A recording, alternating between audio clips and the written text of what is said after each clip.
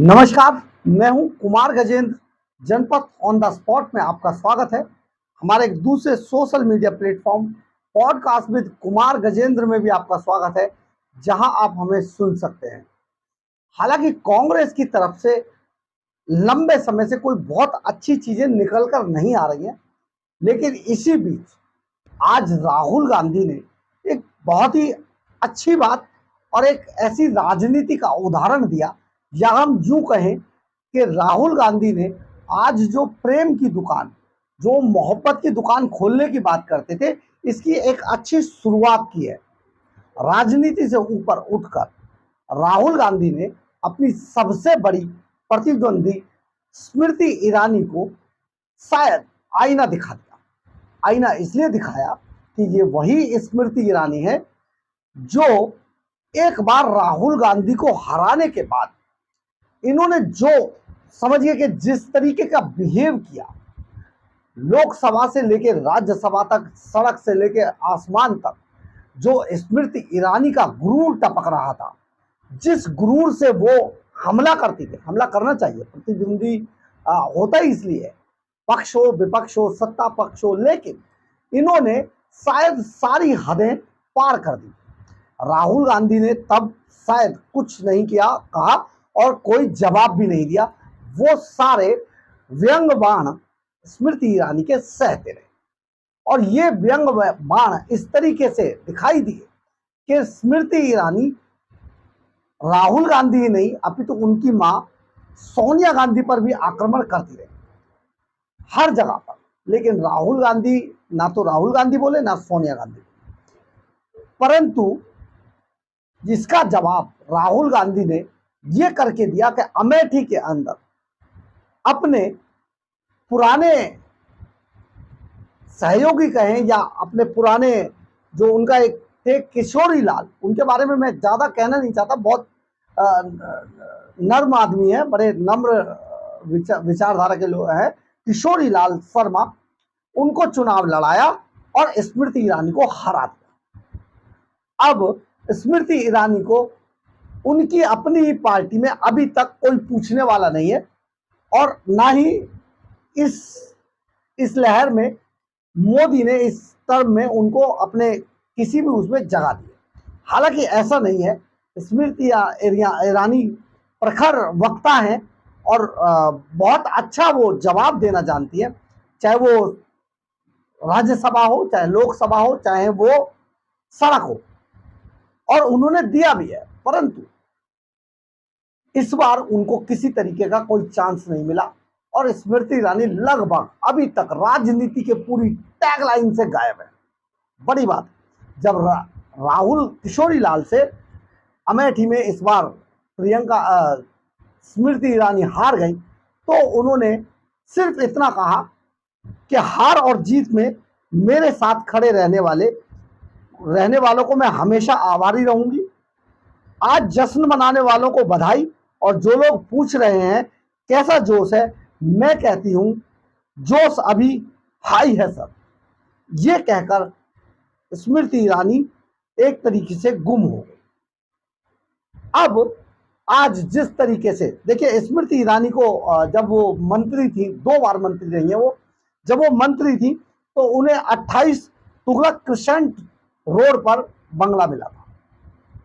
इस बंगले को लेकर जब से स्मृति ईरानी हारी थी, क्योंकि स्मृति ईरानी ने राहुल गांधी जब हारे और उनका जब बंगला, जब उनकी राज्य लोकसभा में उनकी सदस्यता खत्म हो गई थी, तो यही स्मृति ईरानी है बार बार इस बात पर हमला करती थी, और राहुल गांधी ने अपना बंगला खाली करने के बाद तुरंत समय से उसकी चाबी जो शहरी विकास मंत्रालय उसको सौंप दी।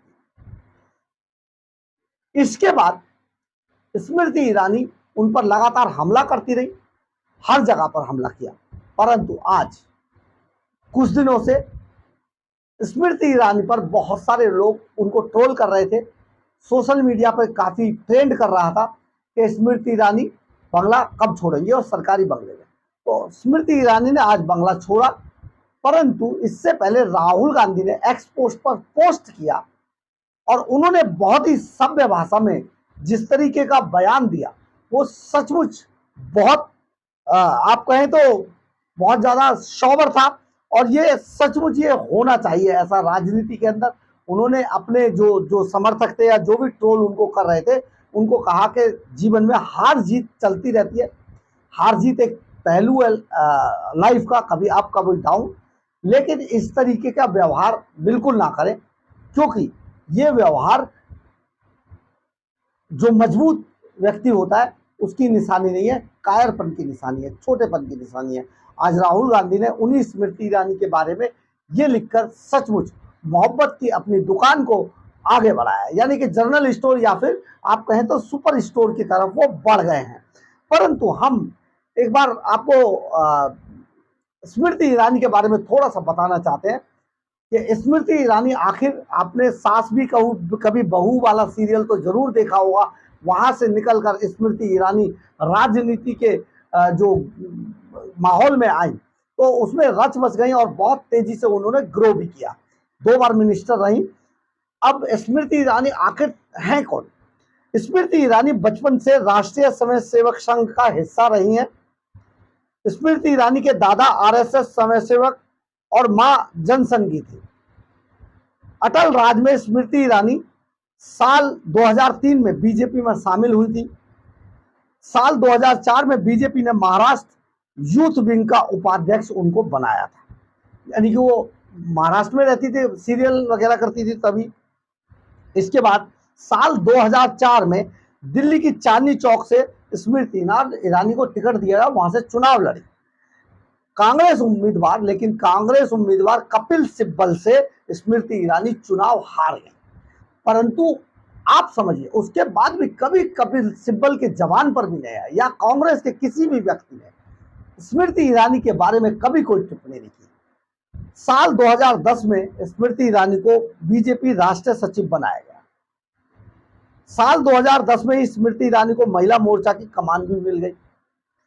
साल 2011 से 2019 तक स्मृति ईरानी राज्यसभा सांसद रही। 2011 से 2019 तक स्मृति ईरानी राज्यसभा की सांसद रही। 2014 में अमेठी से लोकसभा चुनाव लड़ी, लेकिन राहुल गांधी से हार गई।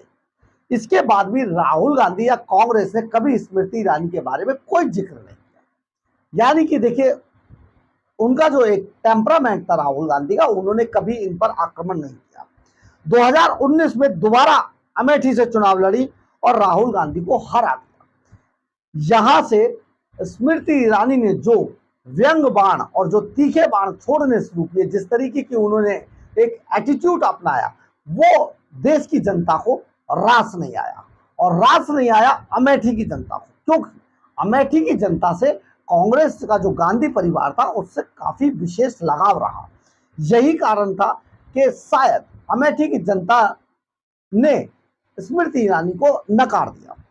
2024 में अमेठी चुनाव कांग्रेस उम्मीदवार केएल शर्मा से हार गई और वो अब बिल्कुल अलग थलग हैं और उनके बारे में कोई कहीं पर कोई खबर नहीं है। लेकिन सवाल खड़ा ये होता है कि संसद में अब कौन पूरी करेगा स्मृति ईरानी की जगह, इस कमी को कौन भरेगा?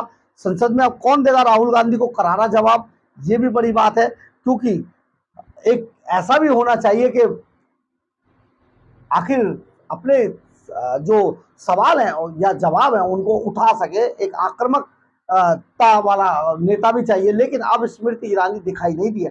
परंतु स्मृति ईरानी के बारे में जो हम राजनीतिक गलियारों में जो चर्चाएं हैं, उसके अनुसार स्मृति ईरानी को शायद प्रधानमंत्री नरेंद्र मोदी अभयदान देंगे।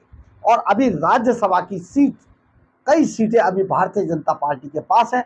हो सकता है स्मृति ईरानी का कमबैक वहां से किया जाए और राज्यसभा से अगर स्मृति ईरानी आती हैं तो ये सचमुच बीजेपी के लिए अच्छा शगन होगा और एक अच्छी वक्ता, अच्छा बोलने वाला एक नेता फिर से राजनीति की मुख्य धारा में आ पाएगा। परंतु यहां पर एक बात और है कि अब शायद इस पारी के अंदर स्मृति ईरानी को अपनी जबान पर कंट्रोल करना होगा और अपनी बात को आक्रामक ढंग से तो रखना होगा, परंतु उसका उसको बात को कहने का तरीका दूसरा होगा।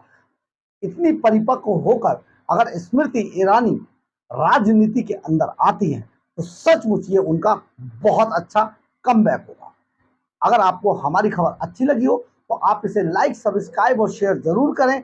कमेंट्स बॉक्स में अपनी राय जरूर लिखें, इससे हमें बहुत ऊर्जा मिलती है। और अगर आप हमारे चैनल पर नए हैं तो हमारे चैनल को ज्वाइन करना ना भूलें। एक बात और, अगर आपके हमारे चैनल के बारे में, हमारी खबरों के बारे में या हमारे बारे में किसी तरीके की कोई राय है तो प्लीज़ कमेंट्स बॉक्स में अपनी राय जरूर लिखें, क्योंकि कई बार हम आपकी राय से अपनी राय बनाते हैं, कई बार हम आपकी राय को अपनी खबरों में आपके नाम के साथ शामिल करते हैं। जय हिंद, जय भारत।